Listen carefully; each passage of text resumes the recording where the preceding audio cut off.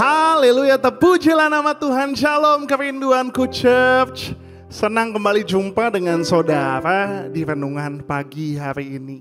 Saya tuh sangat bersyukur kalau bisa ketemu saudara pada pagi hari. Artinya ketika saudara bangun, saudara cari Tuhan.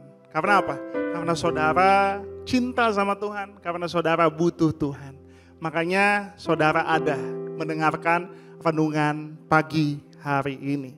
So, tanpa berlama-lama lagi kita akan membahas tema besar dari kerinduanku. Tema kerinduanku Church tahun 2025 adalah The Year of Many Open Doors. Tahun di mana banyak pintu-pintu dibukakan.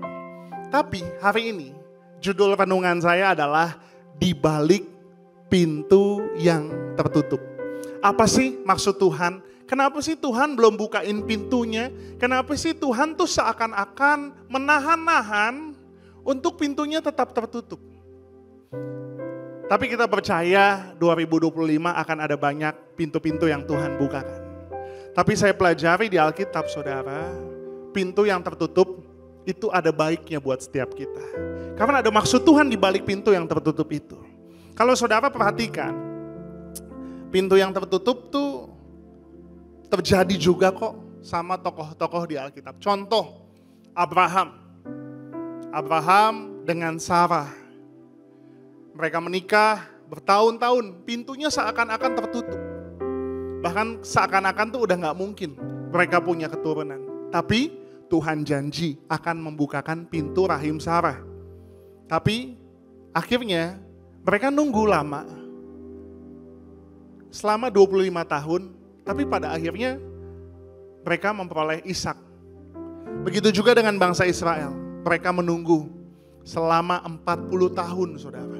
Mereka menunggu 40 tahun, tapi pada akhirnya pintunya juga terbuka. Saya pelajari di Alkitab pintu yang tertutup. Apa sih maksud Tuhan di balik pintu yang tertutup? Pasti saudara udah penasaran kan? Tapi sebelumnya yuk sama-sama kita satukan hati kita. Kita bersatu dalam doa. Tuhan Yesus yang baik, kami mengucap syukur. Rencana-Mu indah bagi kami. Kami mengucap syukur Tuhan setia bagi kami. Kami percaya Tuhan Kau sanggup untuk membukakan pintu-pintu dalam kehidupan kami. Apapun itu Tuhan, tapi kami percaya rencana-Mu, rancangan-Mu indah bagi setiap kami. Sebentar kami akan belajar sebagian dari firman-Mu. Kami doa firman Tuhan yang akan menguatkan, yang akan mengubahkan setiap kami. Dalam nama Tuhan Yesus. Sama-sama semua yang percaya katakan, amin. Kita akan membahas tentang di balik pintu yang tertutup. Apa sih maksud Tuhan ketika Dia menutup pintunya? Ketika doa belum dijawab, ketika apa yang kita minta Tuhan belum kasih, bahkan ketika apa yang Tuhan janjikan kita belum terima. Seakan-akan pintunya tertutup bagi setiap kita. Kita akan belajar dari perjalanan bangsa Israel, saudara. Selama 40 tahun, mereka harus berputar-putar di padang gurun sebelum Tuhan bukakan pintu untuk mereka masuk ke tanah perjanjian. Kalau saudara pelajari di Alkitab, angka 40 itu dalam bahasa Ibrani disebut dengan Tesarakonta. Atau dalam bahasa Yunani dikatakan Arbaim. Apa sih makna angka 40? Makna angka 40 adalah akhir dari pencobaan, ujian, pemurnian atau akhir dari masa penghakiman. Nah, di dalam angka 40 sering digunakan nih untuk menunjukkan suatu periode waktu tertentu. Contoh, Yesus sebelum Dia memulai pelayanannya, Yesus berpuasa berapa lama? 40 hari, 40 malam. Sebelum Yesus naik ke sorga, setelah Yesus mati, bangkit, sebelum Dia naik ke sorga, Dia juga mengalami masa 40 hari. Nah, kalau saudara tarik kembali dalam kisah Nuh, Tuhan mengizinkan air bah hujan selama berapa lama? 40 hari, 40 malam. Begitu juga dengan Musa. Musa fase hidupnya terbagi 3. Tapi dibagi menjadi 40 tahun. Pertama dia di Mesir, dia jadi Prince of Egypt. Kemudian 40 tahun berikutnya ketika dia ada di dalam pelariannya. Dan setelah itu 40 tahun berikutnya ketika dia kembali ke Mesir untuk membawa bangsa Israel keluar dari tanah perjanjian.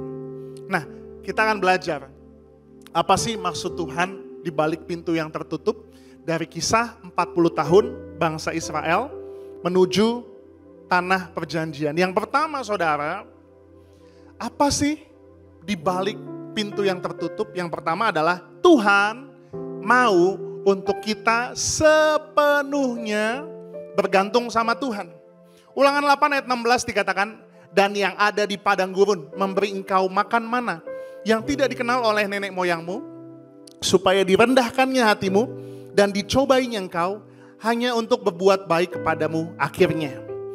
Ulangan 8 ayat ke-17 dikatakan, maka janganlah kau katakan dalam hatimu, kekuasaanku dan kekuatanku tanganku lah yang membuat aku memperoleh kekayaan ini. Selama 40 tahun bangsa Israel belajar untuk bergantung sepenuhnya sama Tuhan untuk kebutuhan mereka. Karena selama 40 tahun mereka di padang gurun, Tuhan yang memberikan mereka mana, memberikan air, dan lain sebagainya.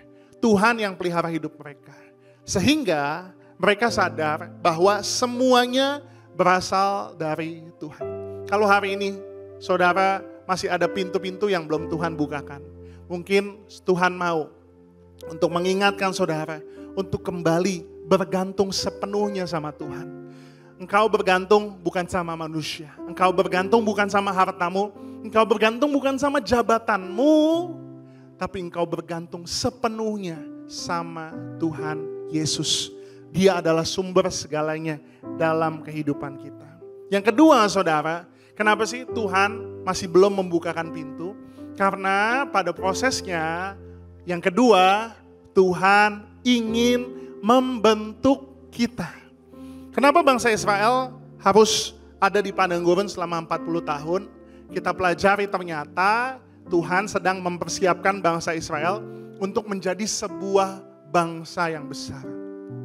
Makanya dikatakan Keluaran 13 ayat 17. Setelah Firaun membiarkan bangsa itu pergi, Allah tidak menuntun mereka melalui jalan ke negeri orang Filistin, walaupun jalan ini yang paling dekat.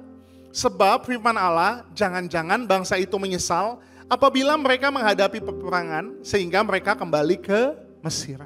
Tuhan gak mau mereka ngadepin bangsa Filistin, mereka kalah.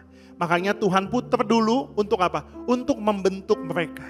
Seringkali sebelum Tuhan jawab doa kita, Tuhan tuh persiapkan kita dulu. Sebelum Tuhan berkatin kita, Tuhan lihat kita dulu, wadahnya udah siap atau belum. Kalau wadahnya belum siap, Tuhan yang akan membuat dulu wadahnya dulu.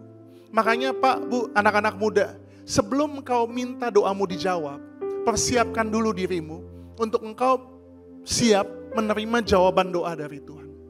Hari ini, kalau memang Tuhan belum jawab, tanya sama Tuhan. Tuhan mau bentuk aku apa sih?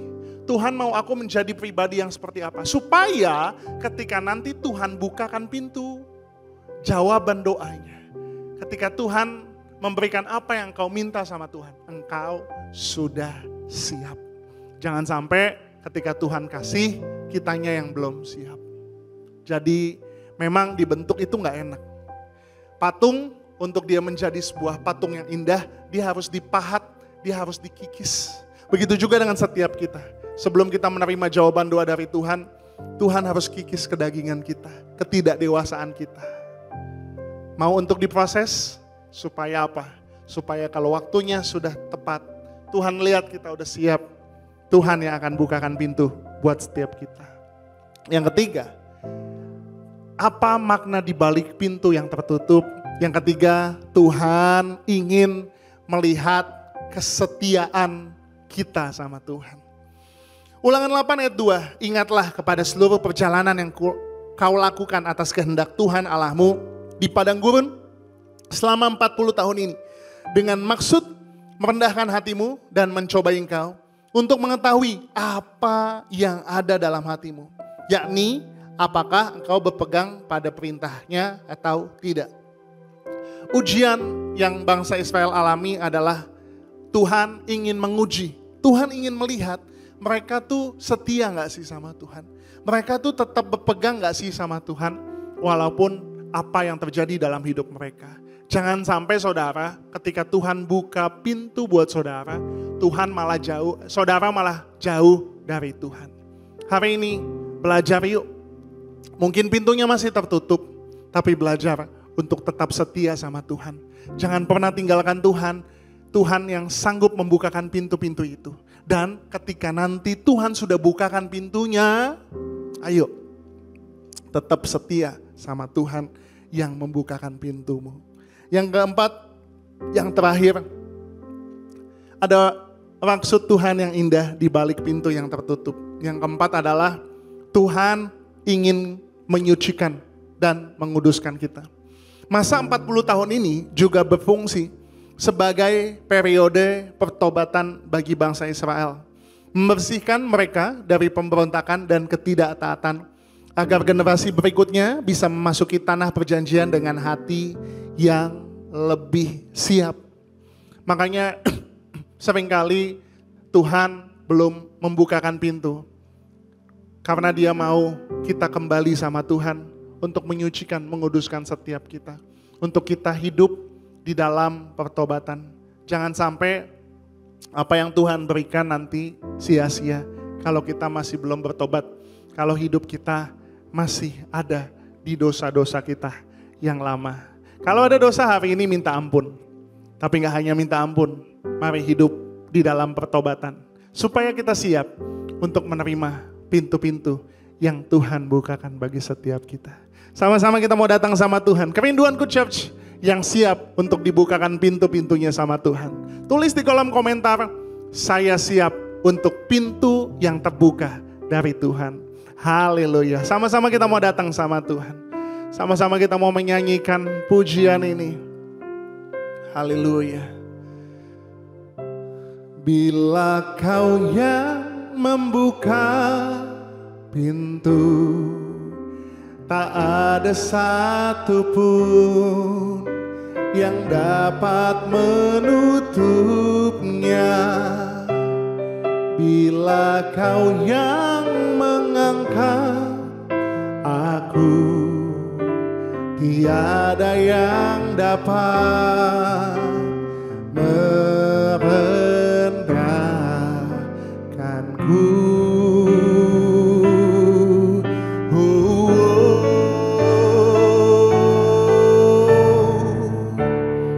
Bila Kau yang membuka pintu, tak ada satupun yang dapat menutupnya.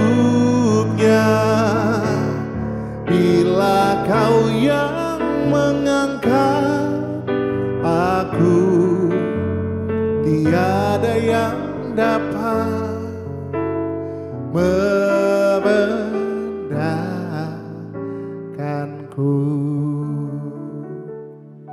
Bapa kami yang baik, ajar kami untuk menyiapkan hidup kami, menyiapkan hati kami, agar ketika pintu-pintu itu Tuhan bukakan, kami sudah siap. Kami mau belajar Tuhan, untuk benar-benar bergantung sama Tuhan. Semua yang kami miliki datangnya dari Tuhan. Kau sumber segalanya, bahkan Engkau Tuhan yang memegang kunci pintu dalam setiap kehidupan kami. Maka doa kami ya Tuhan, agar kami memiliki hati yang bergantung sepenuhnya sama Tuhan. Bentuk kami Tuhan, bentuk kami seperti apa yang Engkau telah rancangkan. Supaya ketika Tuhan bukakan pintunya, kami sudah siap. Kami siap menerima apa yang Tuhan telah sediakan bagi setiap kami. Bahkan kami doa ya Tuhan, ajar kami untuk tetap setia sama Tuhan. Suatu hari ketika Tuhan bukakan pintunya bagi kami janji kami mau setia sama Tuhan. Kami gak mau jauh dari Tuhan. Kami gak mau meninggalkan Tuhan dalam hidup kami. Yang terakhir, kalau ada dosa, kami mohon ampun Tuhan. Kami doa kiranya Roh Kudus-Mu memimpin kami di dalam pertobatan, supaya ketika Tuhan bukakan pintunya, Tuhan telah menyucikan, Tuhan telah menguduskan setiap kami dalam nama Tuhan Yesus. Kami siapkan hati kami, siap menyambut pintu-pintu yang terbuka di dalam nama Tuhan Yesus. Sama-sama semua yang percaya katakan, amin. Terpujilah nama Tuhan. Siapkan hatimu, siapkan dirimu, sambut pintu yang akan Tuhan bukakan. God bless you yang punya surga, crazy in love with you. Bye-bye.